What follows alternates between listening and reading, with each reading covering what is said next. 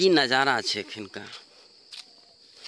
तो एहन बाहर में सुकून मिले या? एहन सुकून तो बाहर में अगर मिल जाए तखन तो हम सब परदेशिये भ के रह जाब यो। हैं मिथिला के धरती सनक धरती पर नहीं छै कतौ। अगर भ जाए तहन तो हमरा लगैया आनंदमय भ जेतै, मुदा एहन भ नहीं सकै छै।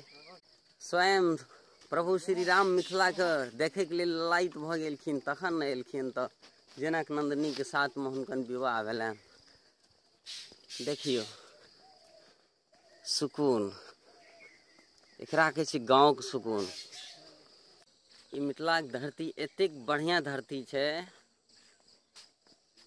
जकर कोनो जवाब नहीं। की रविंदर जी, जमरे ताकबे सुकून भरल चीज मिलत अहाँ के। देखियो ये हरियर हरियर झाग, पूरा नदी के किनारा। दोसर नंबर किसान के कैल मेहनत हरियर हरियर। देखियो चारों तरफ हल्का फुल्का कोहरा और हरियर हरियर धान, और खेत के चारों तरफ रास्ता जाय के लेल। ऐसे बड़ा सुकून की भेटत। देखियो ई नदी जे छै उराहीकरण भेल छलै, बुझलिए। आ मुदा अखन जे बाढ़ि आयल छलै हन एहि बेर, ओहिमे जे ई पानि भरलै हन तऽ फेर से कुम्ही भऽ गेलै। आज देखियो पीपर और बरगद के संगम पेड़ छै, एतऽ चलबै छै और सुनबै छै अहाँ के तरह तरह के चिड़ै चुनमुनी के आवाज। बारीकी से सुनबै तऽ पता चलत कतेक छोट छोट पंछी सब ओहि पर बैठल रहे छै।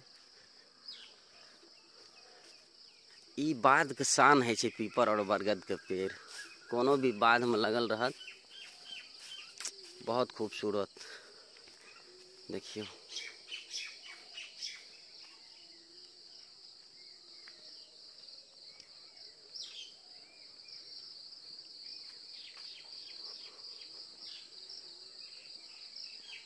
अखन तो कनी लेट भ गेल हन, कनी और सवेर में अयतौं तो शायद और ज्यादा तरह के पंछी सब के आवाज एतै। देखियो कीड़ा सब जे छोट छोट है छै ओकरो साउंड आबि रहल है, चू चू चू।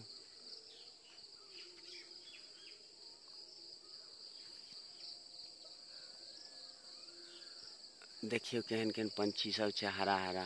देखियो पतो नहीं चले छै। देखियो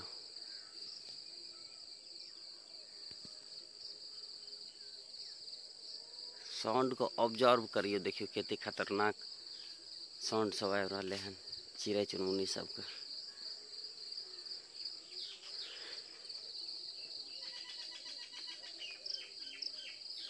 देखियो गाँव में बहुत बड़ा सुकून छै, मानियो ए बात के।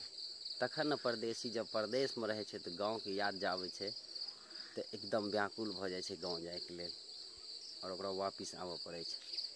यह सब दृश्य, यह सब सुकून भरल जिंदगी छै गाँव में।